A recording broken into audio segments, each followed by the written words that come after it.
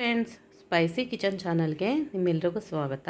ನೋಡಿ, ಇದು ನಾಟಿ ಕೋಳಿ ಸಾರು ನಾಟಿ ಸ್ಟೈಲಲ್ಲಿ ಮಾಡೋದು ನೋಡೋಣ. ಫ್ರೆಶ್ ಆಗಿ ಸಾಂಬಾರು ಪದಾರ್ಥಗಳನ್ನ ಹುರ್ಕೊಂಡು ಮಾಡೋದ್ರಿಂದ ತುಂಬಾ ಟೇಸ್ಟಿಯಾಗಿ ಬರುತ್ತೆ. ನಾಟಿ ಕೋಳಿ ಸಾರು ಮುದ್ದೆ ಜೊತೆ ಆಗಲಿ, ಈ ಥರ ಕುಷ್ಕ ರೈಸ್ ಜೊತೆ ಆಗಲಿ ತುಂಬಾ ಟೇಸ್ಟಿಯಾಗಿ ತುಂಬಾ ಚೆನ್ನಾಗಿರುತ್ತೆ. ಒಂದು ಸರಿ ಈ ಥರ ಮಾಡಿ ನೋಡಿ. ಇಷ್ಟ ಆದರೆ ಪ್ಲೀಸ್ ಒಂದು ಲೈಕ್ ಮಾಡಿ, ಶೇರ್ ಮಾಡಿ, ಸಬ್ಸ್ಕ್ರೈಬ್ ಮಾಡ್ಕೊಳ್ಳಿ. ಫ್ರೆಂಡ್ಸ್, ಮಾಡೋದು ನೋಡೋಣ. ಒಂದು ಪಾತ್ರೆ ಇಟ್ಕೊಂಡು ಅದಕ್ಕೆ ಸ್ವಲ್ಪ ಆಯಿಲ್ ಹಾಕ್ಕೊಂಡು ನಾಟಿ ಕೋಳಿ ಒಗ್ಗರಣೆ ಮಾಡ್ಕೊಳ್ಳೋಣ.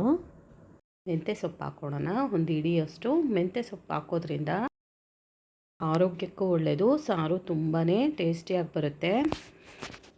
ಹಾಕ್ಕೊಂಡು ಚೆನ್ನಾಗಿ ಅದು ಗೋಲ್ಡನ್ ಕಲರ್ ಬರೋವರೆಗೂ ಫ್ರೈ ಮಾಡ್ಕೋಬೇಕು. ಅದನ್ನು ಮಾಡಿಕೊಂಡು ಒಂದು ದೊಡ್ಡ ಈರುಳ್ಳಿನ ಚಿಕ್ಕ ಚಿಕ್ಕದಾಗಿ ಕಟ್ ಮಾಡಿ ಹಾಕ್ತಾಯಿದ್ದೀನಿ.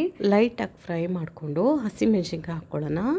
ಅಷ್ಟರೊಳಗೇ ಹಸಿಮೆಣ್ಸಿನ್ಕಾಯಿ ಹಾಕ್ಕೊಂಡೆ. ನೋಡಿ, ಇದು ನಾಟಿ ಕೋಳಿ ಚಿಕನ್ನು ಚಿಕ್ಕ ಚಿಕ್ಕದಾಗಿ ಕಟ್ ಮಾಡಿಕೊಂಡು ತೊಗೊಬಂದಿದ್ದಾರೆ.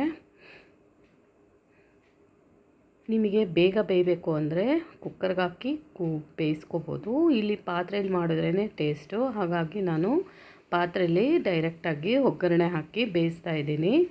ಇದಕ್ಕೆ ಅರಿಶಿನ ಪುಡಿ, ಉಪ್ಪು ಹಾಕ್ಕೊಂಡು ಚೆನ್ನಾಗಿ ಫ್ರೈ ಮಾಡ್ಕೊತಾ ಇದ್ದೀನಿ. ಈ ಥರ ಫ್ರೈ ಮಾಡೋದ್ರಿಂದ ನಾಟಿ ಕೋಳಿ ತುಂಬಾ ಟೇಸ್ಟಿಯಾಗಿ ಬರುತ್ತೆ. ಅದು ನೋಡಿ, ನೀರೆಲ್ಲ ಬಿಟ್ಕೊಂಡಿದೆ. ಚಿಕನ್ನು ಚೆನ್ನಾಗಿ ನೀರು ಬಿಟ್ಕೊಂಡಿದೆ. ಅದನ್ನು ಮತ್ತೆ ಇನ್ನೊಂದು ಸರಿ ತಿರುಗಿಸ್ಕೊಂಡು ಮತ್ತೆ ಒಂದು 10 ನಿಮಿಷ ಮುಚ್ಚಿಡ್ತಾಯಿದ್ದೀನಿ. ಚೆನ್ನಾಗಿ ನೀರೆಲ್ಲ ಬಿಟ್ಕೊಂಡು ಬೇಯ್ಕೋಬೇಕದು ಅದರಲ್ಲೇ. ಆವಾಗ ಟೇಸ್ಟ್ ಚೆನ್ನಾಗಿರುತ್ತೆ. ನೋಡಿ, ಇಲ್ಲಿ ಟೊಮೊಟೊ ಹಾಕ್ತಾಯಿದ್ದೀನಿ. ಇದು ಬೆಳ್ಳುಳ್ಳಿ ಶುಂಠಿ ಪೇಸ್ಟು, ಅದನ್ನು ಹಾಕ್ಕೊಂಡು ಫ್ರೈ ಮಾಡ್ಕೋಬೇಕು.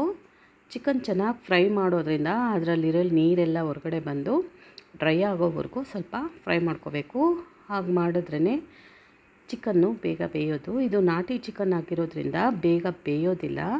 ಹಾಗಾಗಿ ಇದನ್ನು ಚೆನ್ನಾಗಿ ಫ್ರೈ ಮಾಡ್ಕೋಬೇಕು. ಮತ್ತು ಮುಚ್ಚಿ ಮಸಾಲೆಗೆ ಇದು ನಾಟಿ ಕೊತ್ತಂಬರಿ ಕಾಳು 4 ಸ್ಪೂನ್ ಇದೆ. ಇಲ್ಲಿ ಮೆಣಸಿನ್ಕಾಯಿ, ಚಕ್ಕೆ, ಲವಂಗ, ಒಂದು 2 ಸ್ಪೂನಷ್ಟು ಕಾಳು ಮೆಣಸು, ಇಷ್ಟನ್ನು ತೊಗೊಂಡು ಚೆನ್ನಾಗಿ ಹುರ್ಕೋತಾ ಇದ್ದೀನಿ. ಇಲ್ಲಿ ನಾನು ಮೆಣಸಿನ್ಕಾಯಿನ ಬ್ಯಾಡಗಿ ಮೆಣಸಿನ್ಕಾಯಿ ತೊಗೊಂಡಿಲ್ಲ, ಮಾಮೂಲು ಮೆಣಸಿನ್ಕಾಯಿ ತೊಗೊಂಡಿದ್ದೀನಿ. ನೀವು ಬ್ಯಾಡಗಿ ಮೆಣಸಿನ್ಕಾಯಿ ಹಾಕ್ಕೊಂಡ್ರೆ ಒಳ್ಳೆ ಕಲರ್ ಬರುತ್ತೆ. ನಮ್ಮ ಮನೇಲಿ ರೆಡ್ ಕಲರ್ ಇಷ್ಟ ಆಗೋಲ್ಲ, ಹಾಗಾಗಿ ಹಾಕ್ತಾಯಿಲ್ಲ.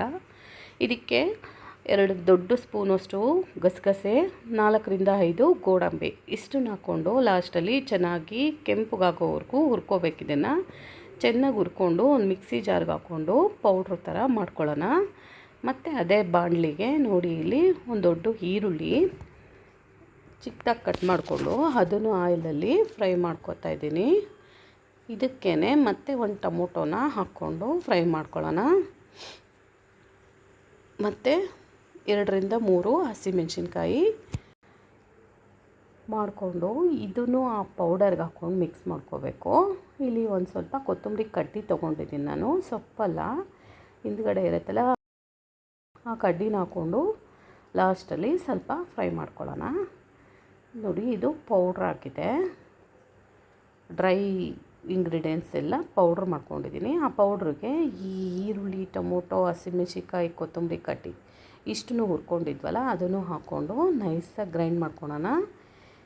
ಈ ಥರ ಮಾಡೋದ್ರಿಂದ ನಾಟಿ ಕೋಳಿ ಸಾರು ತುಂಬಾ ಟೇಸ್ಟಿಯಾಗಿರುತ್ತೆ. ಹಳೆ ಕಾಲದಲ್ಲೆಲ್ಲ ಈ ಥರ ಹುರ್ಕೊಂಡು ಒರಳ್ಕಲ್ಲಲ್ಲಿ ರುಬ್ಬಿಟ್ಟು ಮಾಡ್ತಾಯಿದ್ರು. ತುಂಬಾ ಟೇಸ್ಟಿಯಾಗಿ ಆಗೋದು. ಆ ಥರ ನಾನೀಗ ಟ್ರೈ ಮಾಡಿದ್ದೀನಿ. ನೋಡಿ, ನೈಸಾಗಿ ಪೇಸ್ಟ್ ಆಗಿದೆ. ಇಲ್ಲಿ ಚಿಕನ್ನು 3/4% ಬೆಂದಿದೆ. ಚೆನ್ನಾಗಿ ಬೆಂದಿದ ಮೇಲೆ ಈ ಮಸಾಲೆನ ಅದಕ್ಕೆ ಹಾಕ್ಕೊಳ್ಳೋಣ. ಇದನ್ನು ಮತ್ತೆ ಒಂದು 5ರಿಂದ 6 ನಿಮಿಷ ಆ ಪಾತ್ರೆಯಲ್ಲಿ ಅದು ಚೆನ್ನಾಗಿ ಫ್ರೈ ಮಾಡ್ಕೋಬೇಕು. ಫ್ರೈ ಮಾಡೋದ್ರಿಂದ ಚಿಕನ್ಗೆ ಉಪ್ಪು, ಖಾರ, ಮಸಾಲ ಎಲ್ಲ ಹಿಡ್ಕೊಂಡು ತುಂಬಾ ಟೇಸ್ಟಿಯಾಗಿ ಬರುತ್ತೆ ತಿನ್ನೋಕ್ಕೆ ನಾಟಿ ಕೋಳಿ ಸಾರು. ನೋಡಿ, ಮತ್ತೊಂದು 2 ನಿಮಿಷ ಫ್ರೈ ಮಾಡಿಕೊಂಡು ಈಗ ಅದಕ್ಕೆ ಬೇಕಾದಷ್ಟು ನೀರು ಹಾಕ್ಕೋಬೇಕು. ಆಲ್ಮೋಸ್ಟ್ ಚಿಕನ್ ಮುಳುಗೋ ಅಷ್ಟು ನೀರು ಹಾಕ್ಕೊಂಡ್ರೆ ಕರೆಕ್ಟ್ ಆಗುತ್ತೆ. ನಮ್ಮ ರುಬ್ಬುವಾಗಲೇ 1 ಸ್ಪೂನು ಹುರ್ಗಡ್ಲೆ ಹಾಕ್ಕೊಂಡು ರುಬ್ಕೊಂಡ್ರೆ ಇನ್ನೂ ಗಟ್ಟಿಯಾಗಿ ಇದು ಮುದ್ದೆ ಜೊತೆ ತೆಳುವಾಗಿ ತುಂಬಾ ಟೇಸ್ಟಿಯಾಗಿ ಬಂದಿದೆ. ನೋಡಿ, ರೆಡಿ ಆಯಿತು ನಾಟಿ ಕೋಳಿ ಸಾರು. ನಿಮಗೆ ಈ ನನ್ನ ವೀಡಿಯೋಸ್ ಇಷ್ಟ ಆದರೆ ಪ್ಲೀಸ್ ಲೈಕ್ ಮಾಡಿ, ಶೇರ್ ಮಾಡಿ, ಸಬ್ಸ್ಕ್ರೈಬ್ ಮಾಡ್ಕೊಳ್ಳಿ. ಇದು ನೋಡಿ ಕುಷ್ಕ ರೈಸ್ನ ನಾನು ಬಾಸುಮತಿ ರೈಸಲ್ಲಿ ಮಾಡಿದ್ದೀನಿ. ತುಂಬಾ ಚೆನ್ನಾಗಿ ಬಂದಿದೆ. ಕುಷ್ಕ ರೈಸ್ ಜೊತೆನೂ ಈ ನಾಟಿ ಕೋಳಿ ಸಾರು ತುಂಬಾ ಚೆನ್ನಾಗಿರುತ್ತೆ ಕಾಂಬಿನೇಷನು.